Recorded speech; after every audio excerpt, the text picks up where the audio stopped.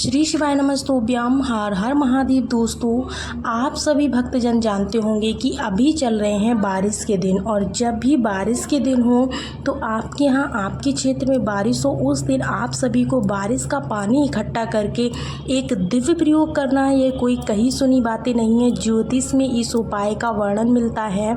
जो बारिश का पानी होता है वह एक तरह से गंगा जी से भी पावन पवित्र माना जाता है, क्योंकि ना तो किसी ने उस पर स्पर्श किया है और वह सीधे सीधे ब्रह्मांड से हमें प्राप्त होता है। इसी जल से सिंचाई होती है, इसी जल से गंगा मैया में यह समाहित होता है, इसी जल का हम पान करते हैं और यह जल एकदम शुद्ध अमृत की बूंद माना जाता है। बरसात में कहीं ना कहीं किसी न किसी स्वरूप में हमें यह जल सीधे ब्रह्मांड से, आकाश से प्राप्त होता है और आपको आपकी हारी बीमारी दूर करने के लिए, रोग मुक्ति के लिए, कर्ज मुक्ति के लिए, संकट, कष्ट, पीड़ा, परिवार में अशांति है, शारीरिक मानसिक बंधन है, किसी का कुछ किया कराया है, इन दिनों चल रहा है सबसे सुंदर, सबसे श्रेष्ठ और अद्भुत नक्षत्र है जिसके स्वामी है मेरे महादेव। वह नक्षत्र कौन सा है तो आपको बता दे, वह आद्रा नक्षत्र है। आद्रा नक्षत्र के स्वामी जो है वो भोले बाबा हैं। सभी को पता है कि महाकाल बाबा हैं। पूज्य गुरुदेव ने अपनी हर कथा में कहा है कि महादेव को जो सबसे प्रिय चीज़ है वो है एकदम शुद्ध जल। केवल जल चढ़ाने से ही महादेव जो हैं बहुत ही ज़्यादा प्रसन्न हो जाते हैं। महादेव को सबसे ज़्यादा अधिक प्रिय जल है। जल जो है अग्नि तत्व और वायु तत्व का भी बैलेंस करता है। घर में हारी बीमारी तंग कर रही है तो उसे आकाश का जो जल होता है वह बहुत अधिक कार्य करने वाला है, क्योंकि यह 100% शुद्ध होता है। कैसे करना है तो ध्यान से सुनिएगा। पहला जो जल का उपाय करना है बरसात का, वह सबसे पहले, उसके बाद दूसरा प्रयोग कैसे करना है वह भी सुनते हुए जाइएगा। तो सबसे पहले तो इसके लिए आपको पूरा वीडियो देखना पड़ेगा। आप सभी को लेना है स्टील या तावे का लोटा। अगर आपके यहाँ रात्रि में पानी बरस रहा है तो आप सभी को किसी खुले स्थान पर, छत पर एक लोटा रख कर आना है ताकि सुबह तक वह पूरा भर जाए। दिन में अगर बारिश हो रही है तो दिन में आप रख लीजिएगा, एक लोटा जल पूरी तरह से भर जाए। आप सभी को जो है हारी बीमारी को दूर करने के लिए महामृत्युंजय मंत्र का जाप करना चाहिए। महामृत्युंजय मंत्र का जाप आप कर सकते हैं। साथ ही साथ आपको पूज्य गुरुदेव ने हर कथा में बताया है, अगर किसी बीमारी से आप पीड़ित है तो आपको एक विशेष नाम के साथ में इस उपाय को करना चाहिए। वो नाम कौन सा है तो वो नाम है कुंदकेश्वर महादेव। ठीक है ना दोस्तों, तो आपको कुंदकेश्वर महादेव का नाम लेकर के इस उपाय को करना है। और कोई भी परेशानी दूर करने के लिए, जैसे कोई अन्य जो बात है उसके लिए आप सामान्य श्री शिवाय नमस्तोभ्यम या फिर नमः शिवाय, ओम नमः शिवाय मंत्र का ज़्यादा से ज़्यादा जाप करें। साथ में आपको आवश्यकता पड़ेगी एक बेलपत्र की। रात्रि भर आपने जल का लोटा सीधे आसमान के नीचे रखा है, वह जल का लोटा अब भर चुका होगा। सुबह आप स्नान इत्यादि से निवृत्त होकर के उसके बाद आप सभी अन्य दिनों तो अपने मटके से जल लेकर शिवलिंग पर चढ़ाते होंगे, और अन्य गर्मी वगैरह में आप जो है मिट्टी के पात्र का प्रयोग करते होंगे। परंतु जो सावन का महीना है, आषाढ़ का महीना है, भादों का महीना है, जो अब ये 3-4 महीने आएंगे, चातुर्मास हैं और खूब जल वृष्टि के लिए जाने जाते हैं। ऐसे में जो बरसात का जल होता है यह साक्षात एक अमृत की बूंद होती है। तो आप सभी को यही अमृत की बूंद एक जो है लोटे में इकट्ठी कर लेनी है। उसके बाद में आपको लेकर के चले जाना अपने घर के मंदिर में या फिर महादेव के मंदिर में। महीने में एक बार या किसी भी एक बार आप ये जो उपाय है ज़रूर करिएगा। कहने का अर्थ है किसी भी एक दिन, जैसे सावन आने वाले हैं तब कर सकते हो, अभी कर सकते हो, आषाढ़ में, जब भी आपको समय मिले आपको लाभ मिलना ही है। इस जल में ध्यान रहे आपको कुछ भी नहीं मिलाना है।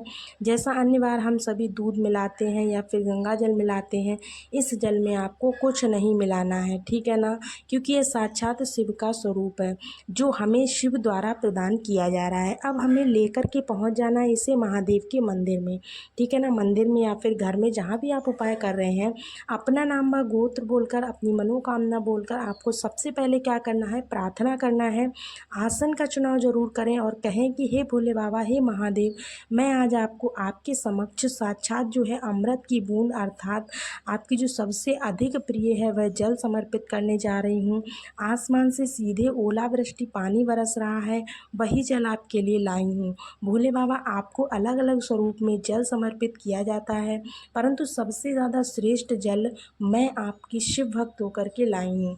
ऐसी प्रार्थना करते हुए आपको एक बेलपत्र जो है आप शिवलिंग पर समर्पित कीजिएगा।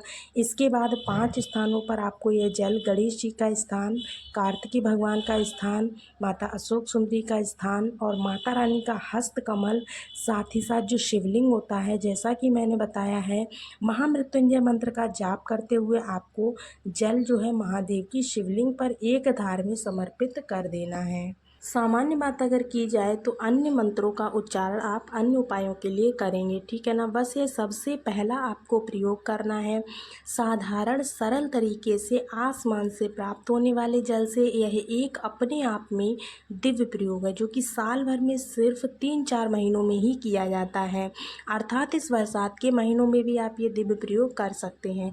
पूरे साल भर में आपको कोई भी अन्य प्रयोग नहीं करना है। ये ज्योतिष में बताया गया सबसे सुंदर बरसात के पानी का उपाय है जो आपको करना है। रोज करते हैं तो अति उत्तम है, नहीं तो सामान्य तरीके से आप कर सकते हैं। देखिए, अन्य नदियों से बहता हुआ पानी जो आता है, तमाम तरह की उसमें गंदगी होती है। इस बरसात के मौसम में जगह जगह स्पर्श होता है। फैक्ट्रियों में से जो नाले छोड़े जाते हैं वो भी कहीं ना कहीं इसी जल में मिलते रहते हैं। तो हमारे घर तक जब जल आता है, हमारे हाथ से स्पर्श होता है, तो कुल मिलाकर किसी न किसी स्वरूप में यह किसी न किसी तरह से बरसात में दूषित हो ही जाता है। ऐसी अवस्था में भगवान ने स्वयं आपके घर पर जल भिजवाया है। आपको बस एक दिव्य प्रयोग सोच कर समझ कर बहुत ही प्रेम पूर्वक करना है। आपको लग रहा होगा कि मैं ये सब पहले से कैसे जानती हूँ, अति उत्तम है, परंतु आप करना तो भूल जाते हैं। तो क्यों ना इस उपाय को आप कर लें, तो लाभ आपको मिलना ही है। तो ये पहला उपाय छोटे से बच्चे से लेकर बड़े बूढ़े व्यक्ति तक कर सकते हैं। कोई भी दिक्कत की बात आपकी नहीं है, ठीक है ना। जो भयंकर आपको बीमारी हो वो भी आपकी दूर हो जाएगी, तकलीफ़ जो होगी वो भी आपकी दूर हो जाएगी। समस्त प्रकृति में उन जल वृष्टि होती है, इसीलिए सावन का महीना इसी कारण से इतना पावन और पवित्र माना जाता है।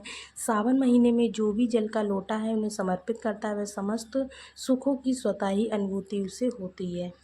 चाहो तो आप इस उपाय को रोज कर लीजिए, चाहो तो 1-2 बार कर लीजिए, करके ज़रूर देखिएगा। यही प्रयोग आपको श्री नारायण की मूर्ति की प्रतिमा पर भी करना है। ये जानते होंगे महादेव के जो हैं स्वरूप हैं, अर्थात उन पर एक दूसरे के पूरक है। महादेव और श्री नारायण, उन दोनों की पूजा से दोनों ही प्रसन्न होते हैं। जैसे आप महादेव के शिवलिंग पर इस जल को समर्पित करते हैं, ठीक उसी तरह से श्री नारायण की मूर्ति प्रतिमा पर भी आप इस उपाय को कर सकते हैं। अगर आप ऐसा करते हैं तो उनको भी किसी न किसी एक दिन आपको ऐसा करना है। लड्डू गोपाल को सीधे जो है हम नहलाते हैं, प्रसन्न होते हैं वो।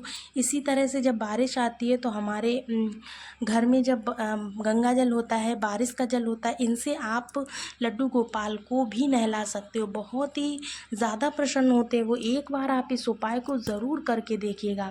अगर आप यकीन करेंगे तो आपको देखने को मिलेगा कि भगवान जो है आपसे कितना ज़्यादा प्रसन्न हो रहे हैं। ये उपाय पूज्य गुरुदेव ने अपनी कल की कथा में बताया था, इसलिए मैंने सोचा कि जब मैं इस उपाय को आज कर रही हूँ तो क्यों ना आपके साथ भी इसको शेयर किया जाए। तो आप ज़रूर से इस उपाय को करके देखिएगा, क्योंकि बहुत ही ज़्यादा मन को प्रसन्नता मिलती है, बहुत ही ज़्यादा मन को शांति मिलती है जब हम कोई नया कार्य करते हैं। तो हर दिन एक नया उपाय नए कार्य के साथ किया कीजिए, जिससे कि आपके मन को एक अलग सी प्रसन्नता मिलती रहे। जब हम किसी उपाय को करते हैं ना, तो हमारे मन में बहुत ज़्यादा कॉन्फिडेंस आ जाता है कि हाँ, आज हमने इस उपाय को किया है तो हमारा ये काम बनना ही बनना है। जब पॉजिटिवनेस रखोगे ना, तभी आपकी सारी मनोकामनाएं पूरी होंगी। तो चलिए मिलते हैं अगले वीडियो में, तब तक के लिए राधे राधे, श्री शिवाय नमस्तुभ्यम।